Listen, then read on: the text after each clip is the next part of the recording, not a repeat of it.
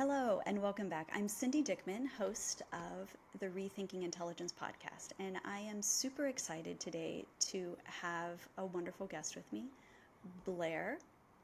And welcome. Thank you so much for being here.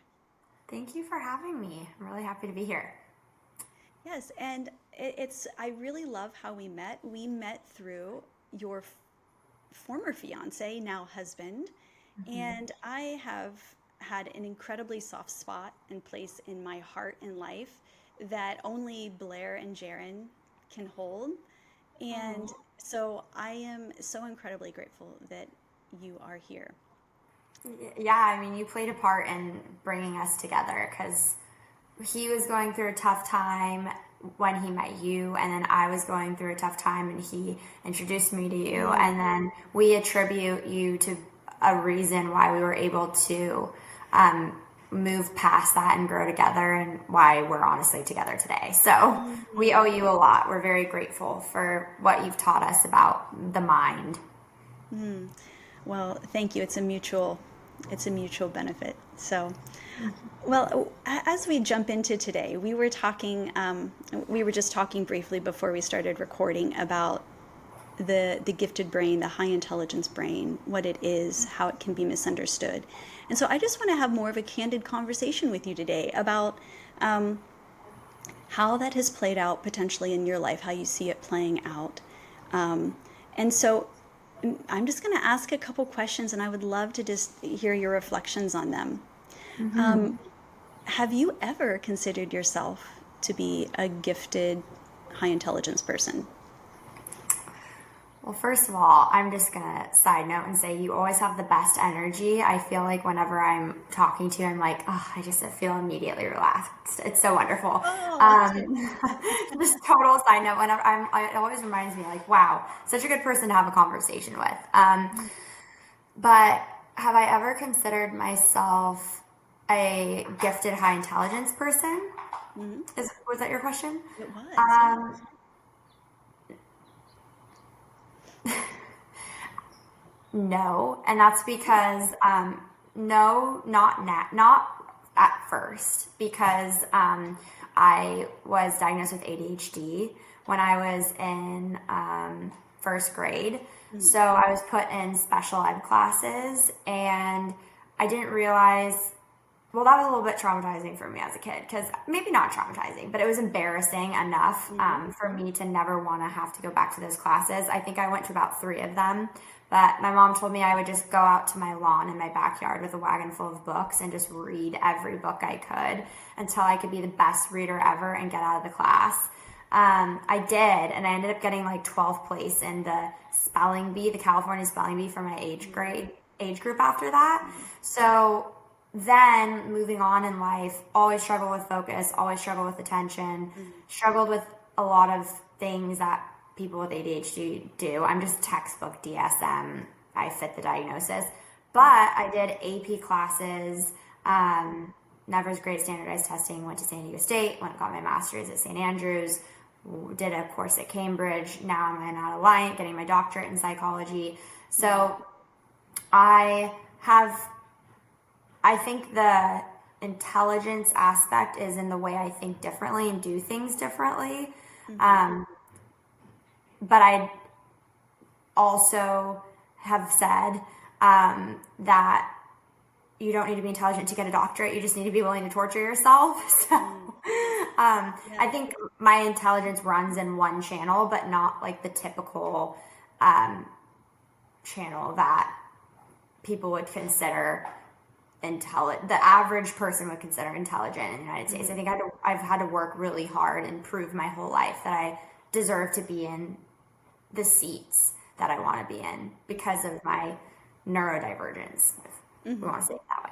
Yeah. Long answer to a question, but No, absolutely not. There's like so much that comes out by you talking because, as you say, your textbook DSM for ADHD, you're a textbook.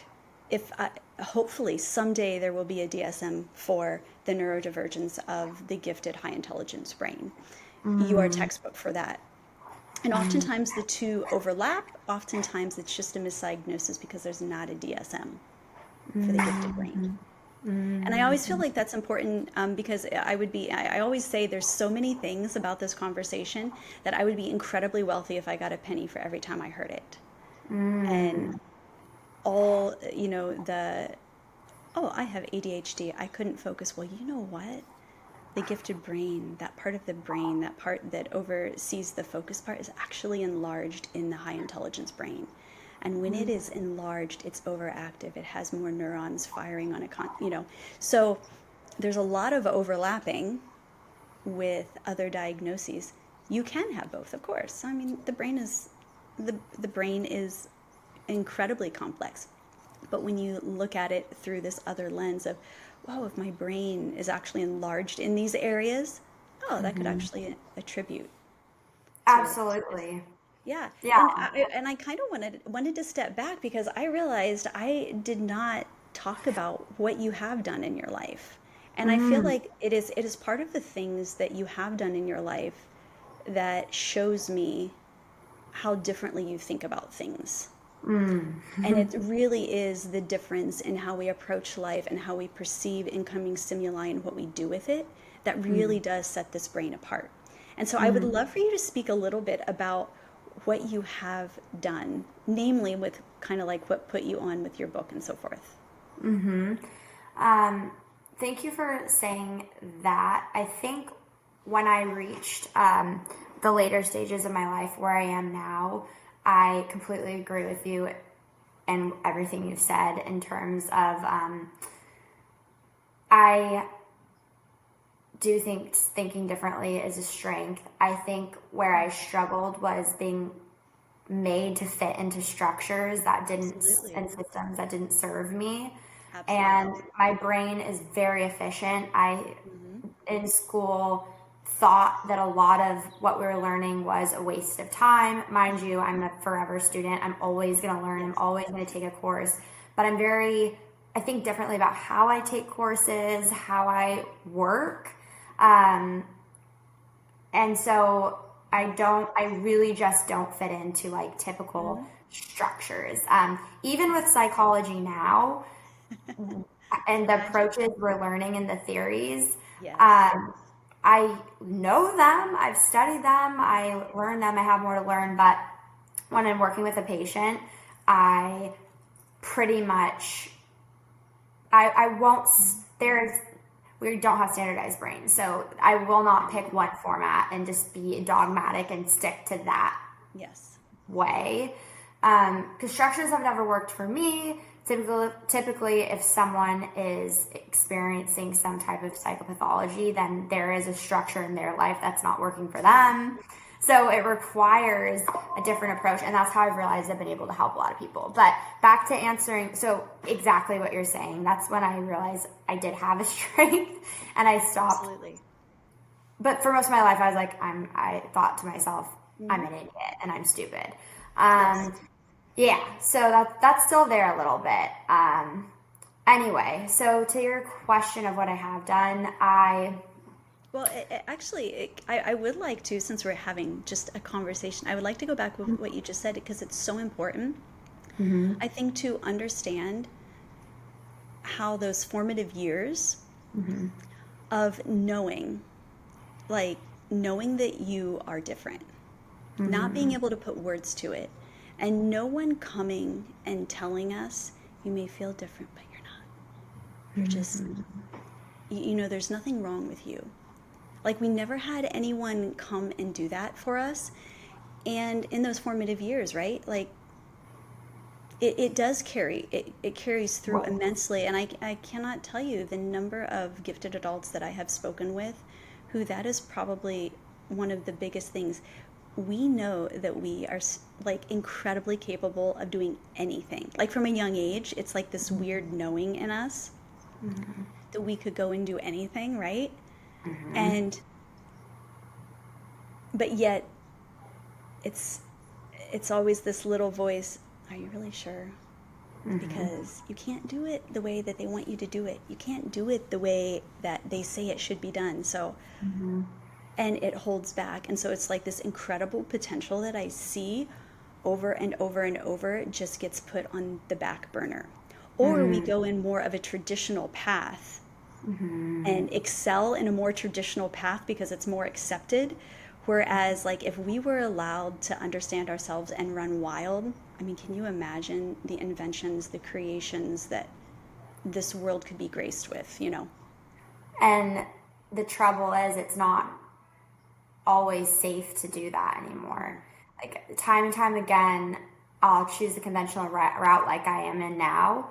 And when I do run wild, I Yes, people consistently try to snuff the light out of you and absolutely. put barriers and boundaries around you, threaten to take your like it's very real.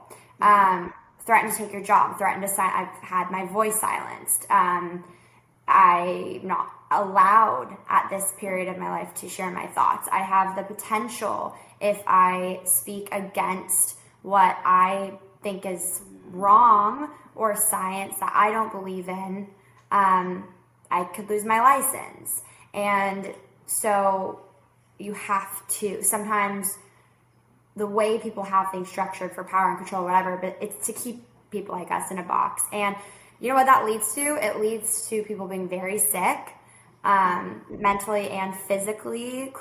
Yes. Chronic symptoms manifest, and I think that's why, especially in women, almost half of our nation is experiencing chronic illness because the systems that we're in currently aren't serving us the way they should. That's a very large esoteric issue, but it really does come down to a big part of what you're talking about.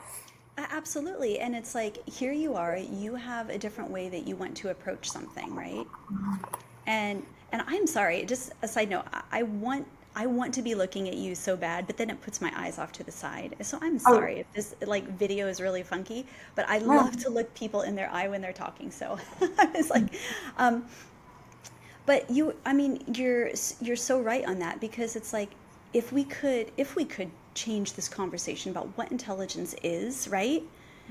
And allow your brain to do what it was created to do. Can you imagine what you have to bring forward that you could be helping these women with? That I know that you have so much you have so much a passion for like health and relationships, right? I wish I, yep, and I hope to one day, but right now I can only do it within the limits and confines of Mm, what I'm allowed as a doctoral trainee. So, yes. but yeah, it's so frustrating because I've been working with people for about a decade now on this kind of thing. So I clearly have my opinions on what works, what doesn't, Mm, but you kind of have to pay to play. And there is a lot of valuable stuff that I'm learning. But mm, for someone like me who processes things very quickly, yes. I get frustrated. Mm, So, and the point that you said earlier about how it can impact us so deeply as children is huge because, yeah, nobody tells you like it's okay that you're different. Everyone just says it's not okay. yeah, So absolutely. you And ultimately these are just the grow up steps we thinking, need to like, take to fit in, right? Like, yeah, so you grow up thinking that something's just incredibly wrong with you. yeah, So um, sad, but yeah. It, that's it, where we're it, at. it is, but so like two things. I would like for you to, we're circling back to the last question of like what you have done that has been out of the box, so to speak, of where your unique brain has taken you in doing projects and things, which I find very fascinating. And then maybe also speak to a little bit about, even though you were in the confines of as a doctoral student now, but where you see if you could run wild some of the things that you would like to see. I have to be careful No, no, no, no. with No, what I share. absolutely. Yeah. No, no, absolutely. But Yeah. where would you see in, 30, 40 years? Because medicine, this world, research always catches up. It always catches up. So it may look really crazy right now, or it may be frowned upon, but it always catches up. I mean, history tells us that. But the thing with these our minds, right, is that we do think way ahead. Yeah. And Yeah. so you just say what you're comfortable with. So and I know that there's nothing like wrong with it, But if you could think of an example of two of where you see um, where you would like things to be, where you see Yeah. they could be the potential. So like those two, if that makes sense.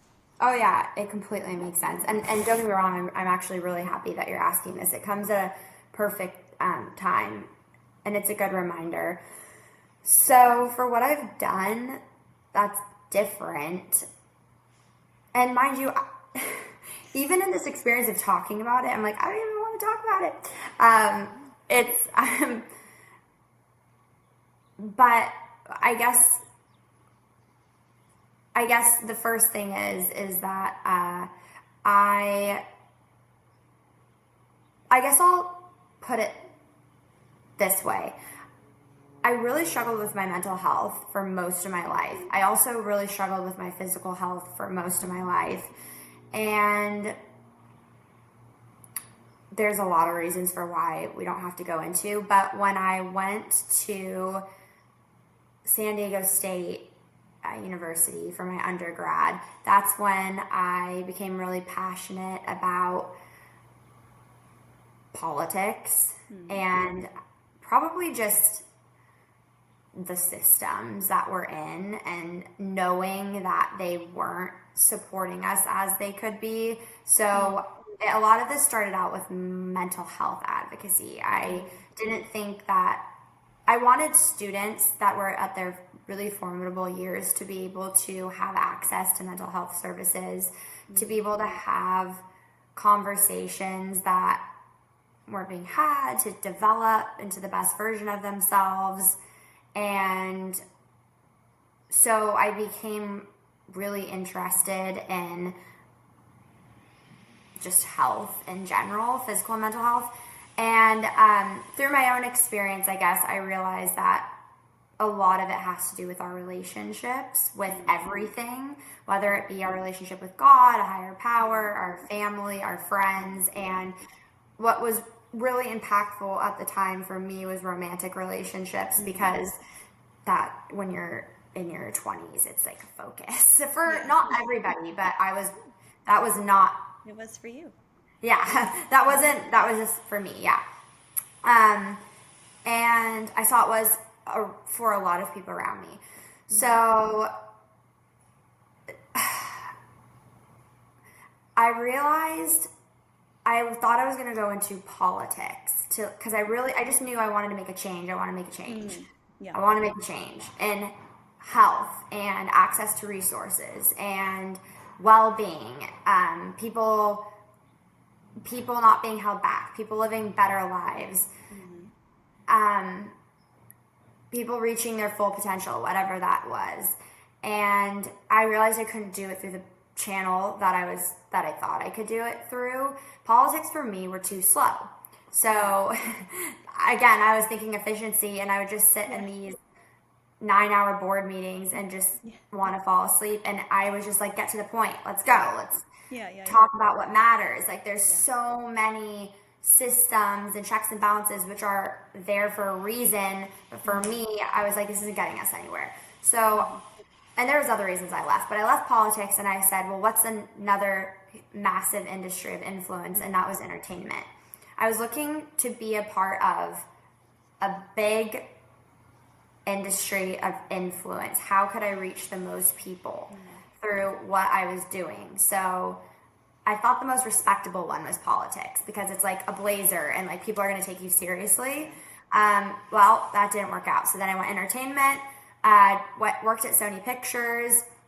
When I was there, I really shifted into that life. So I tried to get involved. I've always had an art background, but I began to think that to reach the generation that I wanted to reach, I couldn't do it through archaic systems, had to do something differently, had to look at things differently. So I wanted to communicate to people through art, humor, more casual language. This is the time when the self-development boom was happening. I was working for I had to work like 4 jobs to live in LA at the time. Nanny, at Sony, internship at Okay. a PR studio, whatever. Yeah. And I worked for a big self-development influencer. He's still one of the biggest to this day, but that's when everyone was writing books like You Are a Badass and The Oh, Subtle Art of yes. Not Giving a Fuck and like all Yeah. of these pardon the French, but all You Are Something Greatness. Just every Yeah. yeah, it was like people were realizing that to reach people with their message, they sort of needed to change the way they communicated. Obviously, communication was my BA. Hmm. I knew that as well. I was studying marketing. So I saw a boom in dating apps at the time, and I saw a shift in the way that people were mating, which Yeah. sounds really funny, but mate choice and Yeah. attracting each other, Hmm. how people were valuing attraction, how people were viewing monogamous relationships, Hmm. sexual orientation, gender identity, all of these different things. And, And and I can don't, I just want to say here, I think like yeah, this is the prime example of when we talk about this brain difference. Like you're taking us like step by step through how very different you are approaching this subject. Like even by you saying that sentence of like how people were mating. It's like you were like you're taking it from such a different perspective. You're taking it from a very a perspective of curiosity, maybe wonder and interest, and I think that's something that really does, like, anyone listening to this can see like, whoa, that is a very different perspective of how to take it. But that's one of the unique things about this brain, right? Is that we do see something that no one else does, and we know that it can be approached differently. And so I just wanted to stop, and it's like just your describing of your process is a beautiful example of how this brain works.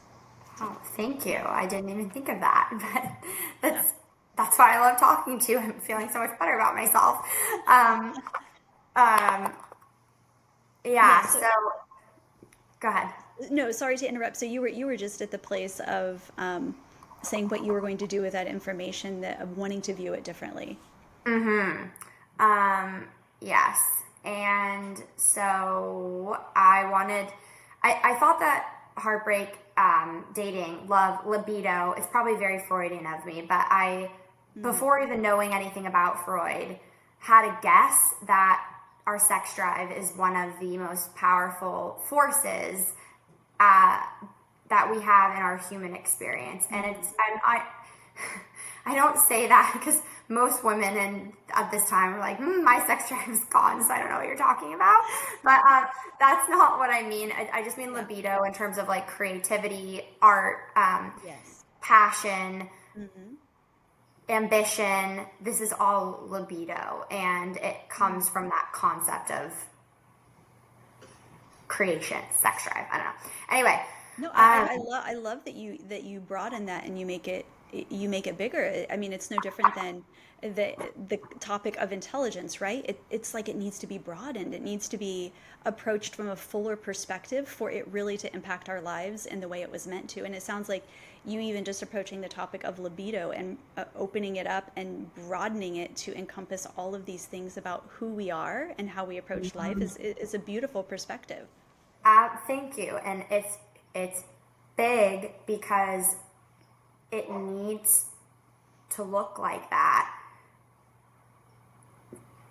in order to help people heal in so many categories also. And gosh, we could go down a rabbit hole with that if we wanted to, but it is bigger than just what people think it is. And so again, I'm always trying to get people to think differently about that. Absolutely. Yeah. So That would be another podcast when we just talk about broadening the scope of libido. That would be fantastic, libido, actually. yeah, absolutely. And like you said, like we all catch up, science catches up, but Freud. So it's a funny story. I applied to a massive, one of the top universities in the United Kingdom for my master's degree in health psychology, and it was there was 3 universities I was looking at. I won't name it. I ended up going to University of St. Andrews. I'm so glad. Best university in the UK, in my opinion. But there was one university, and in the interview, I actually got in an argument, a very diplomatic, academic snobbish argument with the person interviewing me, who said that she poo-pooed Freud. She poo-pooed everything psychoanalytic, psychodynamic, and thought it was just old-fashioned and there wasn't anything to it. And that was what was trending at that time. Is in academia, everyone always loves to be like, oh no, that's not what we're at anymore. Like, we're over here. I don't know. It's just, I can't get caught with the lingo still and the cultural norms of that. I'm fully a part of it. Hence me and my tartan blazer. But anyway, we got in an argument, and I said, no, libido is certainly one of the most important parts of a human psyche, and I will write a dissertation on that one day. And anyway, she denied me from the program. And so she thought I was crazy. And in her email, I should have kept it and framed it, but in her email, she said it was extremely concerning, the commitment that I had to this narrative. Interesting. Funny enough, today, probably 6 years later, I'm currently in a class at Alliant, which is the #1 psychology school basically in California that spits out PsyDs and PhDs. And one of my professors is teaching a class on psychodynamic theories and Freud, and how we can still utilize it today. And I'm writing a conceptualization paper right now in class. I would love to send that to that professor and be like, remember when you said 6 years ago that this, Anyway, but I think it also it really does, like, that in a nutshell says kind of what the gifted person, the high intelligence person, deals with from when they are really young. We have an idea. We want to put it forth. And if you don't share this brain, it's really hard for us to put into words how these thoughts and ideas come to us, right? But it's like, for me, it's like literally, it's like puzzle pieces flying in from the ether and going together in my head to make a complete picture. Wow. And I've talked to others, and it's like how it comes together for them, it just makes sense. And when we can't put words to this way of thinking that oftentimes is so expansive and broadening and phenomenal, quite honestly. When we can't put words to it, those who don't share this brain, if there aren't words to go behind it, it's not true. It doesn't work. It's not worth anyone's time. Yeah. And so it's like, I really appreciate you sharing that. It's like this kind of odd dichotomy, that is that the right word, that we experience, from a very young age, of having these incredible ideas that we know just make sense. And it's not for everyone. There's no one idea that goes for everyone, but for the people it does go for, it was life-changing. And that's what I'm trying to help, right? I'm not trying to help. I have a perfect example of, I have a friend that has a partner whose mom passed away from, it's a tragic story, but she had cancer, and she passed away from sort of denying like all Western medicine and just sticking to holistic care. And there was life-saving treatment she could have done, and she didn't do it because she believed so fiercely in just taking a holistic route. And her son is traumatized to this day about that experience. So myself, as a psychologist who has a health psychology background, who looks at the mind-body connection and health between couples and health and relationships, probably right off the bat isn't going to be the most healing person that human being could go to if they need support. And so you're not for everyone. And I'm still learning that lesson to this day, but I guess that's the most challenging part. Is my typical narrative I have is my whole life, it's been like, it's been that. It's being shut down, shut down, shut down by these people, snuffing the light out, snuffing the light out. You're wrong. You're bad. You need to be quiet. You shouldn't say this. You shouldn't Yeah. think this way. And it's really caused me to go into like deep, dark places for encyclical, whatever, for a really long time. Yeah. But then when you see that one person who actually did help, it's like, okay, I can die happy, and that's it. That's all that matters. Like, fine, I helped. Yes. I'm wrong for everybody else, but that one person I helped, fine. And that's sort of the path I'm going down, is just Yeah. sticking to those people. And they got it. And I'm actually glad that you brought back, you said you didn't want to go into it too much, but like the the mental health aspect of it. The mental health aspect goes so hand in hand with this brain. The level of anxiety, depression, OCD, it, and many other, I don't need to mention them all, are so high in this population for a myriad of reasons. But I feel like one of the components is that contributes to that is never feeling like you are ever understood, Totally. and that you're not crazy. And I remember my first bout. For anyone who knows me now, it's probably hard to like really, but my childhood was from like the age of 6 to, and I don't even know, the severe depression ended probably around 10 or 11. But I mean, my entire childhood was like severe depression, and So and no one could understand why. And now when I look back, it's because I was wired for like such intensity of input of emotion or beauty around me. Like it's such a yes, it's just really interesting. It's like look back and no one could say like, wow, this is your experience. First of all, like validate it that I'm not crazy, that I can actually talk about it with someone, but then also understand my brain type to help me understand the depth at which I absolutely. am taking information in. And our brains, no matter any age, is really not built, even though it's built to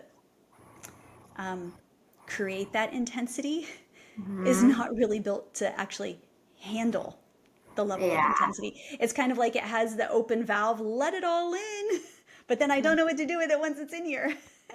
And your body, like your body didn't know, like, Yeah. and so your body probably became depressed because it was just like, slow down. I don't know how Yeah, to you don't. process this. Yeah. Absolutely, absolutely.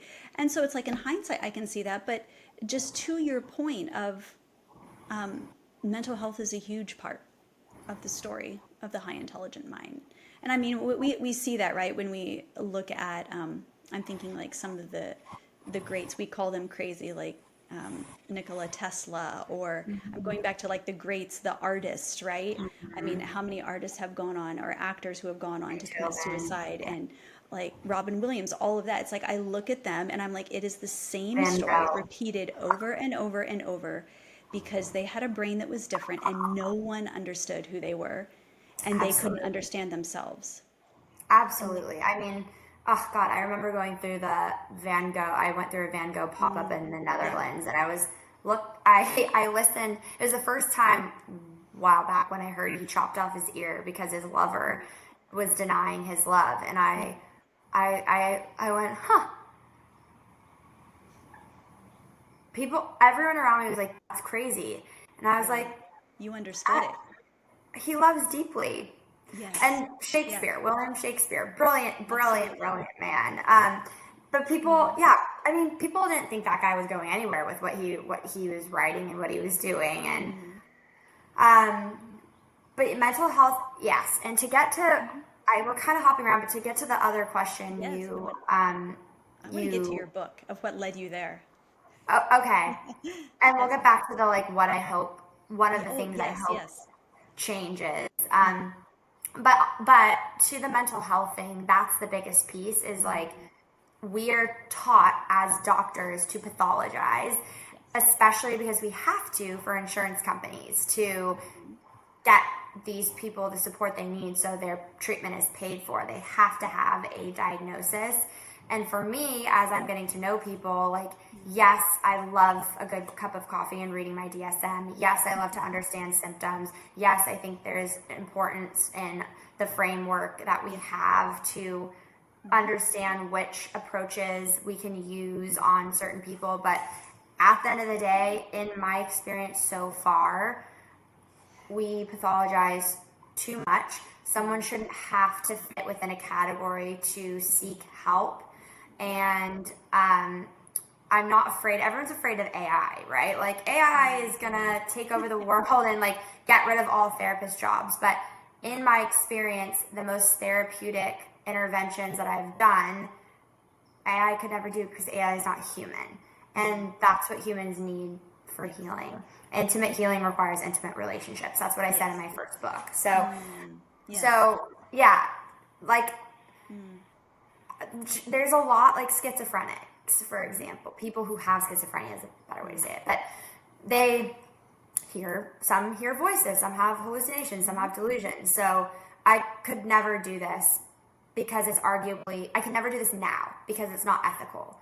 I could get my license revoked, but it's one of those things where if certain people from certain cultures we've known since the beginning of time hear voices, see ghosts, all these different things, and energy, spirits, whatever, you're taught to sort of like ground someone, normalize someone, tell them that you don't hear, you can't see, you don't believe in like what they're seeing and hearing, because that allows them to realize that it is a hallucination or a delusion.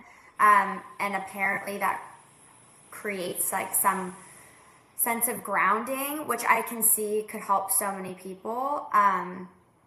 But I'll share that I actually grew up very like intuitive and energetically sensitive. So I fully believe, like, when I was little, I would talk to ghosts or energies or whatever else. So still to this day, I make the joke with my colleagues. I say I'm either schizophrenic, or I either have schizophrenia, or I actually do talk to entities, spirits, see ghosts, see demons, like have intuitive feelings. But it's not clinical, and it's not clinical unless it causes impairment and distress in an area of your life. It's never caused me distress. So maybe this distress wouldn't be such a thing in so many people if, like you said, people were seen and validated earlier in life for their experiences, and maybe we would have less mental health diagnoses in the first place. So Absolutely. I love that. Oh man, you are hitting like on literally every beautiful topic that we could talk hours about. I love it, and I'm glad that you just went for it and said, yeah, I see, I have this intuitive part of me, because that's actually something that I'm working on, a part of a book, and later on in this podcast, is because in my experience with this population, it is the elevation of unexplained events, and the intuitive nature is incredibly high across the board in this population. So you will have, and so it's like, what is it that is causing more attunement? What is causing a greater perception? And so I love it that you just said it, because a lot of people don't want to go there, because intelligence is often never correlated with seeing and hearing things, or never. or experiencing things that cannot be explained. But I have had conversations with incredibly brilliant engineers who are incredibly fact-based, that hear and see things and have experiences that cannot be explained, but they don't tell anyone. So I'm really glad that you just boom went there, because a lot of people don't want to, and I myself, and that's am very similar across the board. It's pretty phenomenal when you step back and look at this population when it comes to that intuitive nature. So thank you for bringing that up, because it's a big piece. I didn't know that with people, because I don't talk about it either, especially not in my industry. But the current narrative in psychology is that if you're from a culture where these traditions are common, so then that's more accepted. But probably if you're just like a European white girl with English descent like I am, then they're like, Yeah. Yeah, you let's obviously don't, question this. Yeah, I yeah, you don't remember want to talk I about was that. in the master's program in neuroscience at King's College actually, and Wow. we were having to read. We did a lot on schizophrenia actually, and Hmm. I've had several connections with people who are actually still in mental hospitals with schizophrenia who are actually brilliant. And I honestly Hmm. don't think, yeah, that's a whole other topic. But Yep.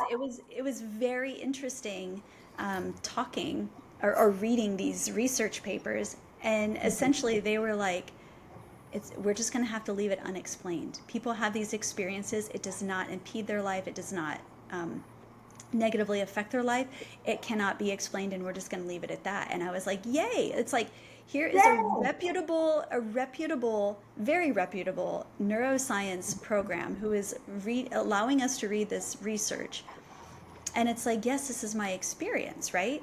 Hmm. Like, I know I'm not crazy, but there are these things. And so it's really has never been talked about. Actually, this is the first time that I have ever, will have ever, like, publicly said something, because I just don't think that idea is even out there, is that the intuitive nature is linked with this gifted brain. But in my experience across the board, it is. So, yeah, so Cool. look forward to that later. But, Glad to know. I can't wait to read your book. That's really exciting. Congratulations um, on that. but okay, so you answered that one piece of where you would like to see it go or where you're coming at it, and I Mhm. love how you have broadened it, and maybe over the coming decades, you'll be able to talk more and more as science catches up with your ideas of I how hope. things are interconnected, right? Hmm. Um, and then I'll let you go back to the other piece. Okay. Yes, and that's a problem. That's why I don't do writing and research too much. I'll do my own, but in turn, I do have to Mm, do it as a second dissertation. Why I do this to myself? I don't know. I have to do it, but I just think it's a very long process. I respect deeply the people that do it. I just don't have the patience, and mm. and there we go. So yes, I will wait for it to catch up, and I will stick to my what I know, what I read, and my own And make the theories. difference now where you can. Absolutely, Make the difference absolutely. hour I can. So, okay, yes, relationships I noticed were very powerful. They were very Mm, powerful for myself. They were really powerful for other people. They are what's written about in the most songs. They're mm, what some of the most famous movies. Love, mm, love in songs, love in movies, love mm.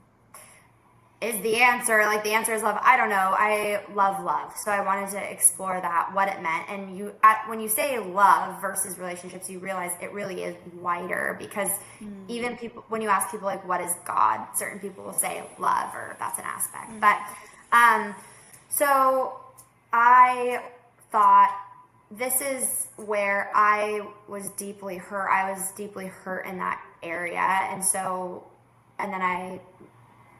and then I learned so much about myself through that pain. And then I took the same route that most people do, which is like, okay, you're in the position to help the younger version of yourself. Whatever you went through, there's someone else out there that's going through something similar, and then you can help that person. mm, So I wrote a book. Um, Out of my frustration of science, politics, slow systems, um, I'm an Aries. I'm impatient, and I just want to get to the heart of things and figure things out on my own. I did my own social experiment. So I wouldn't recommend anyone to read the book unless not now, because I wrote that when I was 21 years old and I'm 31. That was a decade ago. Um, like I would say like I'm probably deeply ashamed of like the fact that there is no scientific formula to how I did what I did, but I'm also mm, extremely proud of the fact that I said screw that. I don't know what those people are doing, but it's not working, and I just did my own thing. So I dated a bunch of people, and I processed what I learned through my experiences in a journal, and then I turned that into a blog. The blog gained enough traction for me to get enough followers to fund creating a book. The mm, book sadly was stolen.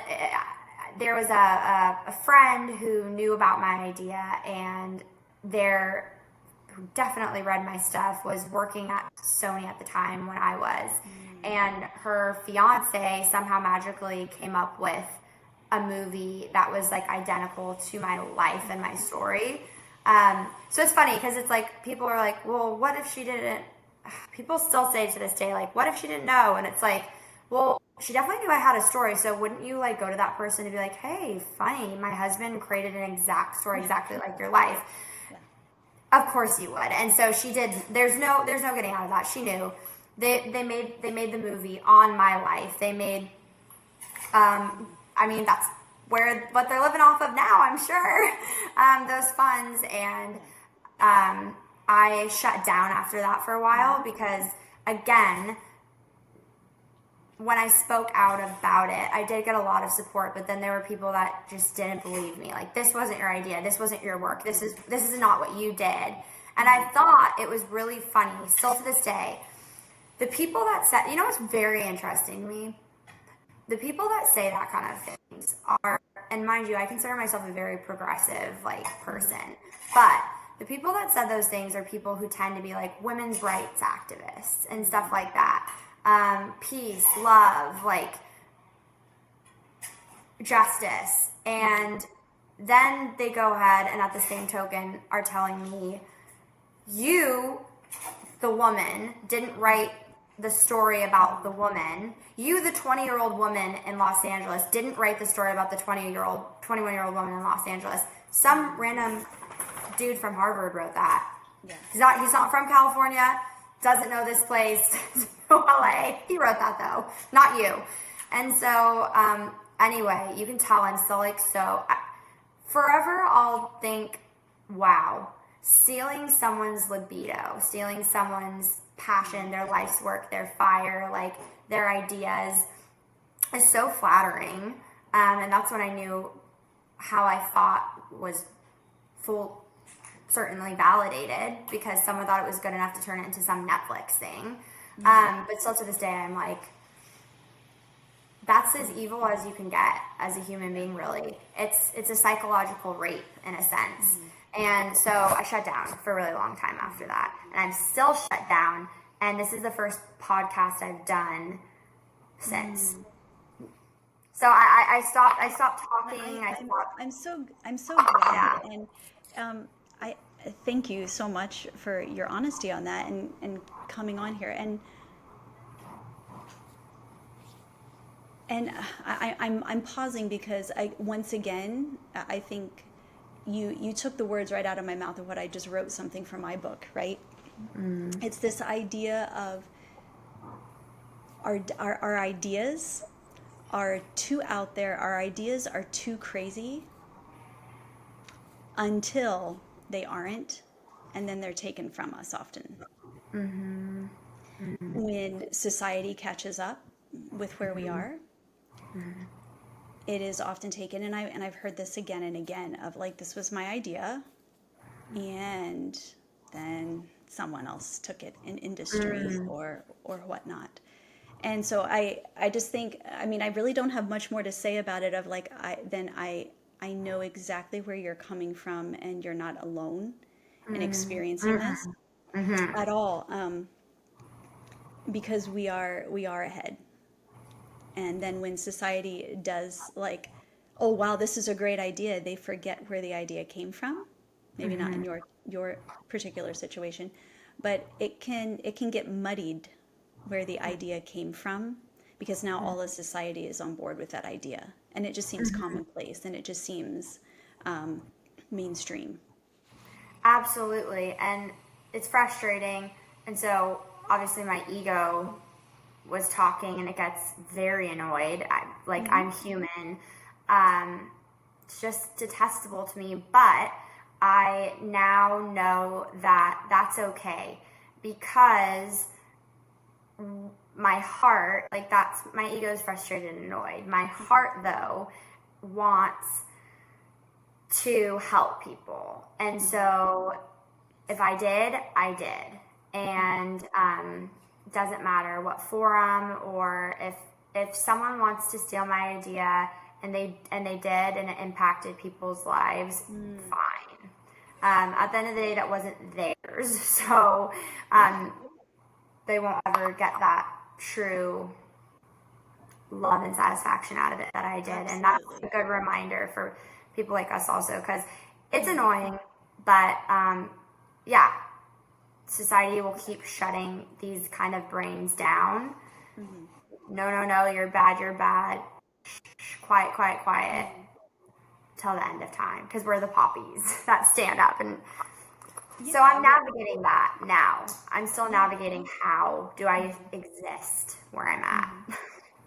Yeah, and I think uh, and and I think part of the beauty of this and these conversations and getting these conversations out there is that it's roughly the top 5% of the population. Millions and millions and millions of people worldwide are living your experience. Maybe not the exact same one, but as you talk, it's like ping, ping, ping. This is my life. Oh, this is a client that I've spoken with. This is, it is such a shared experience, but we don't know it's a shared experience. And when we can tap in and understand how our brain is wired, because literally, you're talking about libido, which I love that broader definition of it. But where is that whole concept of libido coming from in you? It is your brain, and it's coming from your brain and how it's wired. So if we can go back to the source and understand, why am I even having these thoughts? Why is it important? If we can understand where it's originating from, we can come to a completely different appreciation for ourselves. We can come to a completely different way of moving through society and the daily frustrations that we can experience. It just it can affect so many different things. And so I really, really appreciate you coming on and sharing. And I know it's just a small, small piece of your story, Mm-hmm. but yet it's already so much, right? We live such Yeah, intense lives. And it's like oftentimes, like I've said to my husband, I'm like, I could die now because I feel like I've already lived like 10 lives in one. that's beautiful. And it doesn't have to be all good, but it's just like the intensity with which life comes at us. So It's much. like, It's yeah. a lot. It's a lot of intensity and energy. And thank you for reminding me that um, I'm not alone. And I love meeting. I love our work that we do because it's healing for us too, Hmm. isn't it? That's the selfish part. Is like when I meet someone sitting across from me. I'm thinking of one patient in particular who is just me but younger, kind of. Yeah, Um, and I know how alone she feels. It's nice to be able to, say you're not alone. And absolutely. Absolutely. Well, Blaire, I don't know, is there anything else that you would like to add to this just really beautiful conversation? I don't think so. I think we talked about a lot of different topics, and I I can see that your work. Well, I guess I will add it. I can see that your work is reminding in the special way that you always do, taking people who are in a certain place in a certain mindset and reminding them of their value and their worth, and then bringing them to a more positive place. And I really appreciate that because Mm, that energy just flows onward, and that's why relationships are so important. And so yeah, absolutely. I just always love talking to you, and I'm grateful that we got to talk about these topics and are reminded that we're not alone. So thank you. Oh, well, thank you. And like I said, maybe we'll have to get back to talk about the broader libido because I love just the expansiveness of new topics and conversations. So we'll have to do that another time. So thank you once Yeah, again for joining. anytime. Have a great rest of your day. You Thank you. too.